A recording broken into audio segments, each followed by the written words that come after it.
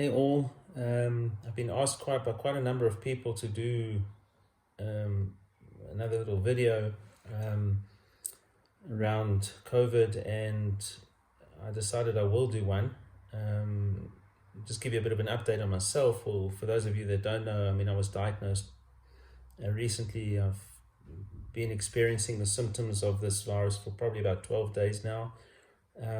Hasn't been pleasant. It's been a bit of up and down. I can't say that the symptoms have been severe. And for those of you that watched my previous video know that even yesterday I said, hey, I've turned the corner. It's great. I think I'm on the mend. Well, that was pretty short-lived because last night I suffered from the most severe headaches, and I'm not a headache sufferer. I actually thought my head was going to explode. It didn't feel great. I've also been suffering from a lot of, it feels like muscular sort of chest pain.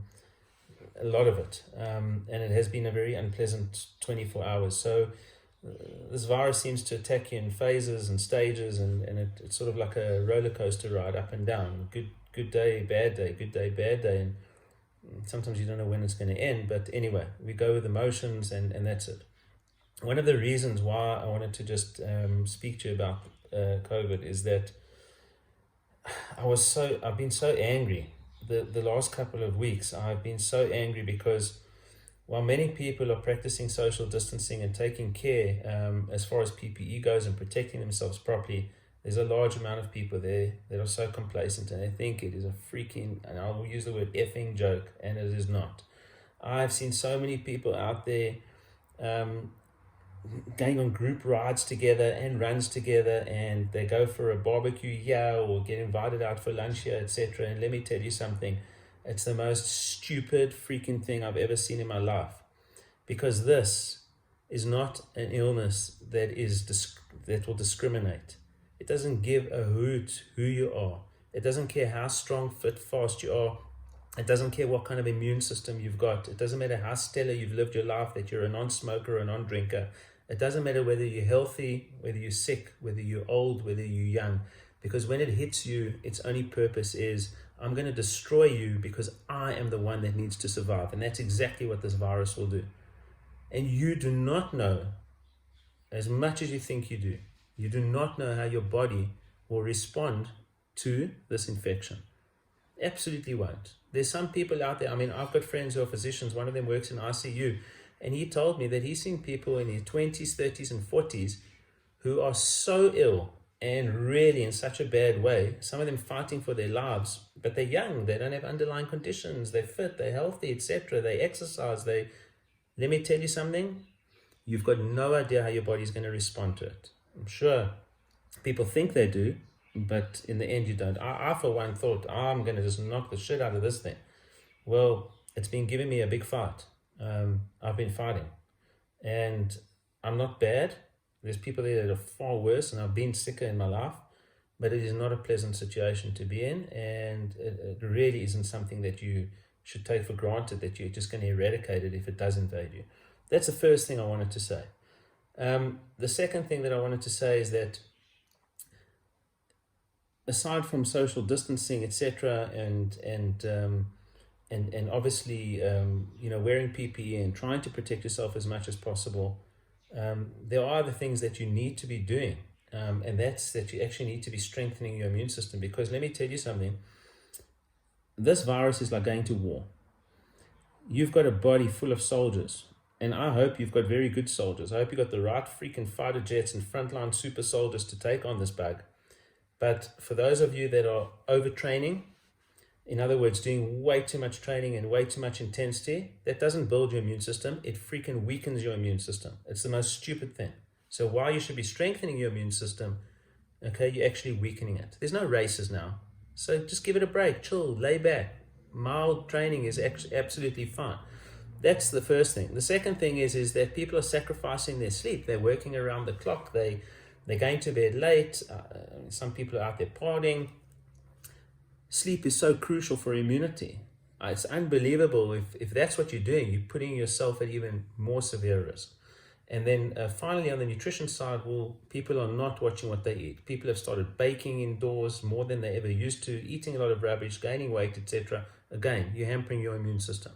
Okay? You're absolutely hampering your immune system. Those are the three pillars to actually get your immunity up. Sleep is so crucial. It's the number one. So people say to me, how much sleep should you get? At least 8 hours a night, no less. And there's no reason why you should actually compromise on that.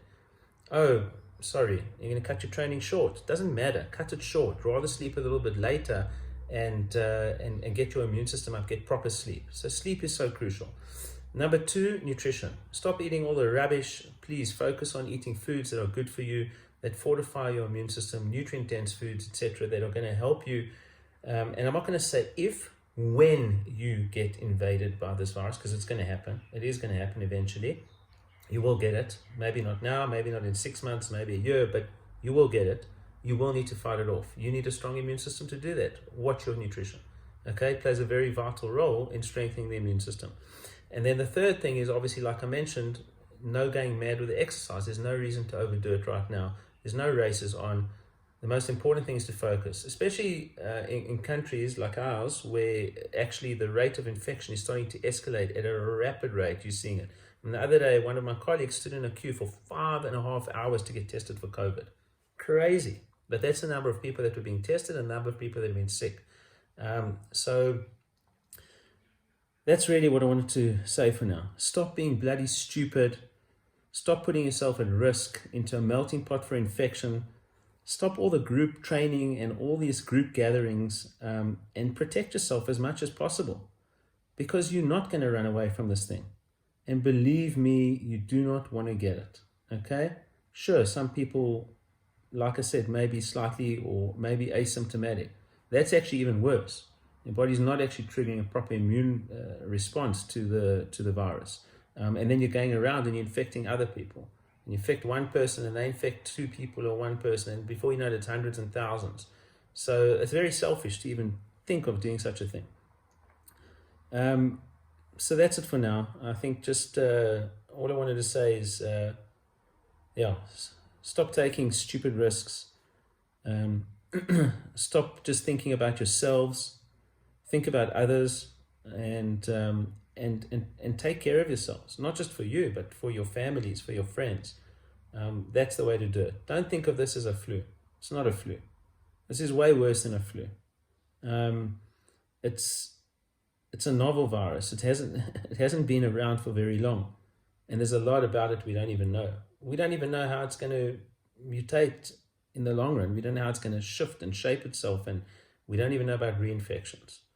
So just do as much as possible to try and avoid an infection right now, to try to avoid infecting others at the moment, and try and build up your own army inside to fight the battle when it does come along to your doorstep, because it's going to arrive and you are going to go to war and you need to be ready.